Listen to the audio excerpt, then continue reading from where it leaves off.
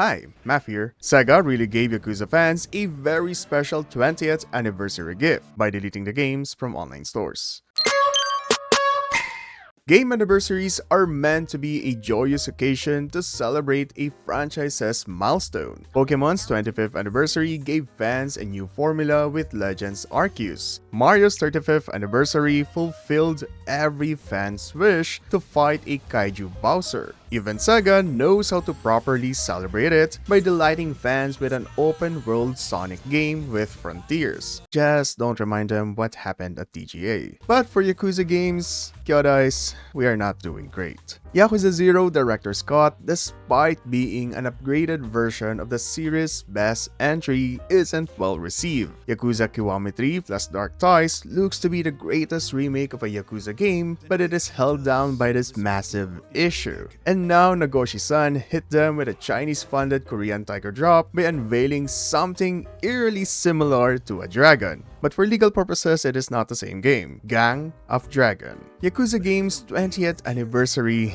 is not doing great. But it's not too late for Sega and RGG Studio to salvage the whole situation. But before that though, if you're upset that Yakuza 0 will no longer be on Steam and other digital stores, then like this video and join Otaku Define for more Like a Dragon content.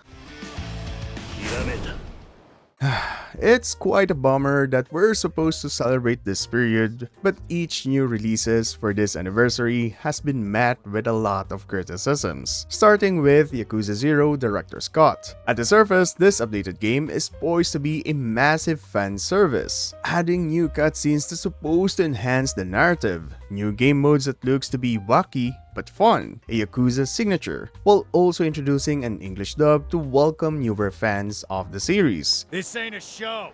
Everything looks good. But in reality, this version of the game left a sour taste to older fans. First, it was initially released as a Nintendo Switch 2 exclusive, so fans of the series are hesitant to buy a new console and spend another $50 for the game. Most fans didn't see the new additions as a justifiable purchase, especially given the current economy. There's also the issue that Yakuza 0 DC on Switch is ported on a game keycard, and that's just another can of worms that is still being debated over at the Nintendo community. Do you truly own a physical game if its contents are just like a password to unlock a digitally downloaded game? To top it off, people are still upset over the Kiryu English VA recast from Daryl to Yong.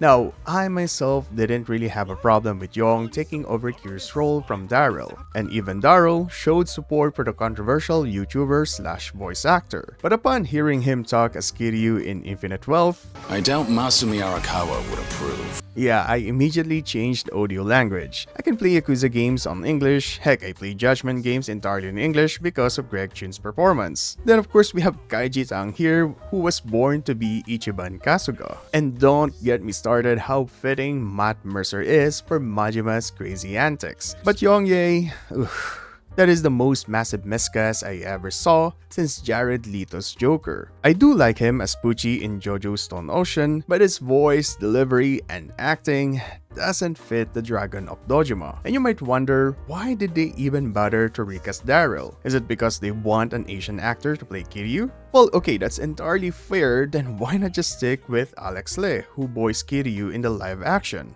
Why should I do that?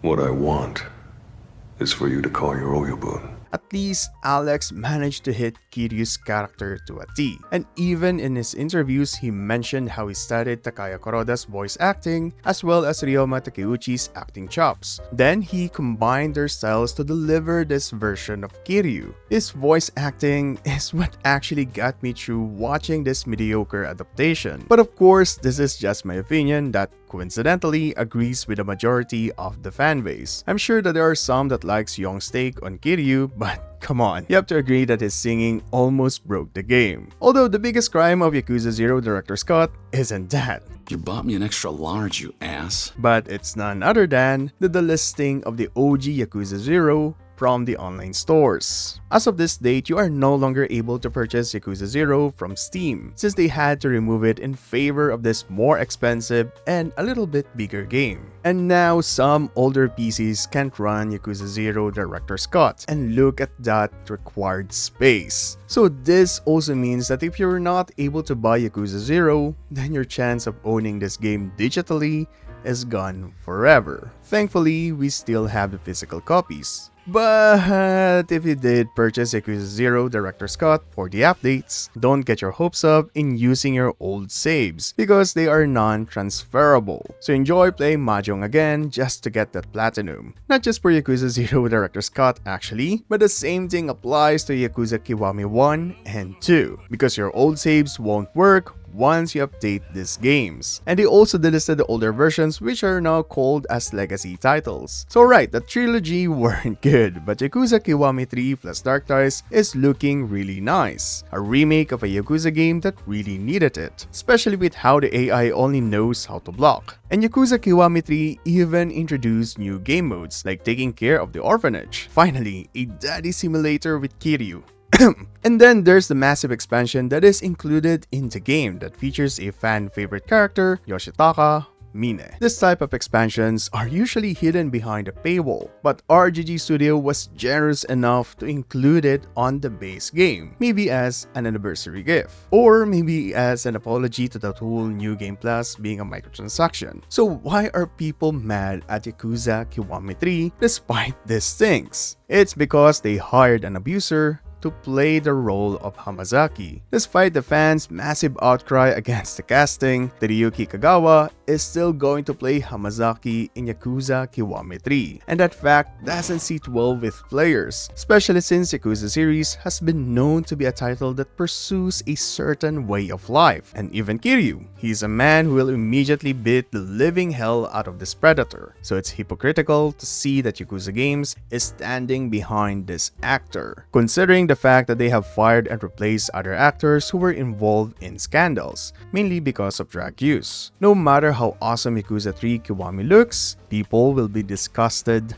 to support it. And these are the reasons why Yakuza's 20th anniversary isn't doing great. But can Sega and RGG Studio still save this? Of course, starting with Yakuza 0 Director's Cut. The main issue here isn't Yong's situation. He's still a capable actor.